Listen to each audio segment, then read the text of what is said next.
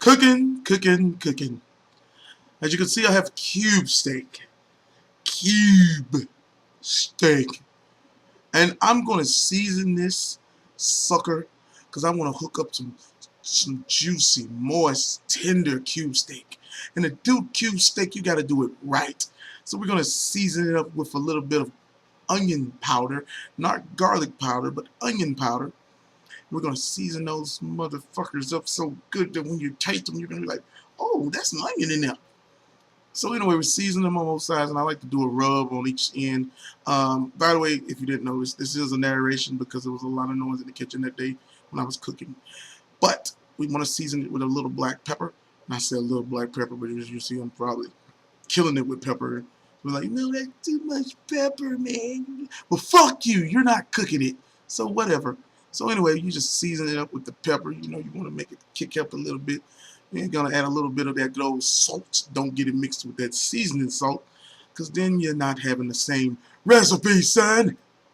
So anyway, you want to just season it up thoroughly. And, man, I think I need to add a little bit more pepper. Let's put a little bit more pepper on there. Paprika pepper, and all that good pepper. But anyway, what it is basically you're seasoning the meat because you want to get it thoroughly seasoned because it's going to cook in those flavors and it's going to be so good. So anyway, we got the meat seasoned up with all the good stuff on there. We want to put it in the flour, and basically we want to make sure we coat it very, very good with the flour. So as you can see, I'm putting it together. It looks like a pancake now because it's got all that flour on it. But we're going to flour it up real good, and then we're going to throw it in a and I almost got burnt. Yeah, that grease almost hit my ass. But anyway, we're seasoning it. We got it floured. We're going to cook that some bitch up, and it's going to be good, bitch. But yeah, we have it frying right now, and for you guys, I would probably fry it no more than 3 minutes on each side. You don't really have to cook it all the way because you're going to slow cook it in a cooker. When we get ready to cook it, you know, make the gravy and all that good stuff. But yeah, we got to cook it in, sizzling and doing its thing, making its magic happen. Now, following through, the meat, seasoned with the stuff, the flour, and of course, cooking it good with the. So we have the cube steak cooked and prepped and looking so sexy. And there's some soy sauce. I wonder what that's for. We have it inside our cooker. And basically what I'm going to add is a little bit of that good old gravy. I didn't make gravy from scratch like I've seen in a bunch of videos on YouTube. I basically used some, you know, gravy that's already pre-mixed and already made. Yeah, got a little bit still there, but we're going to use that for something. By the way, the gravy I'm using is this right here. It's, you see it somewhere, get it. It's good gravy. And basically the bowl I had that had the leftover residence of the gravy, I poured water in it. So that's why it looks kind of murky. It's not because my water is looking like that when I poured out the faucet. Now here's what this soy sauce is going to be used for. And yes, it is from Piggly Wiggly. So you basically put the soy sauce in there. You want to jerk the soy sauce in there, like just jerk it like you're jerking the sauce. Jerking the sauce. God, dog, jerking. You gotta come up with a catchphrase. But we're gonna stir it up real good. You know, mix it in, make it blend, make it, you know, come together. You know, only it can do, if you will. And we're gonna take this good old concoction of the soy sauce and all that good stuff, and we're gonna pour it in this concoction of the gravy.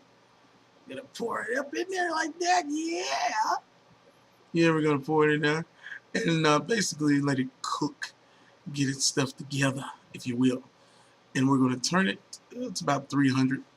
You can probably have the 400, but I'd rather have it on a lower degree of temp so it don't harden or cook too hard. Now, as you can see, my white t-shirt, I'm gonna put onions in there. Some people might put bell peppers and carrots and potatoes. Jughead's going with onions because I'm on a budget, bitch. And then we're gonna sit there and put the onions in there, and we're gonna basically let them caramelize inside the gravy and cook them down pretty much, and let the flavors and stuff fuse together like a magical magnet of goodness. Magical magnet. How the fuck did I come up with this? So anyway, put the lid on there, and by the way, I forgot to tell you guys. You see right here, I have an oven mitt on this time because that motherfucking thing was hot. Feels hot, man. Burning my skin hot. Yeah, we mix it around a little bit and make it do what it do. By the way, I put some more soy sauce in the water, and I wanted to add some more so it could be kind of submerged a little bit more in the juices, if you will. And at this point, you could probably, like after a good 30 minutes, 40 minutes, cut it down until warm. Let it slow cook for about another hour because we want to have it really, really tender. Now, for my side, as you can see, there's bubbling water. And I'm going to add something to it. I'm going to add some, some Zatarain's whipping and rice. Hooking it up, cooking it up, making it happen. You know what I'm saying, man? Forgot to record me actually showing a plate of me cooking this delicious cuisine, but you guys get the picture once I throw it on the plate. But here, we got some good old sausage in there, brine sausage. Really good sausage, by the way. And as you can see, it's cooking good. Looks delicious. And if one of you guys just come closer to the screen so you can smell that goodness. It's so good. Oh, it's so good.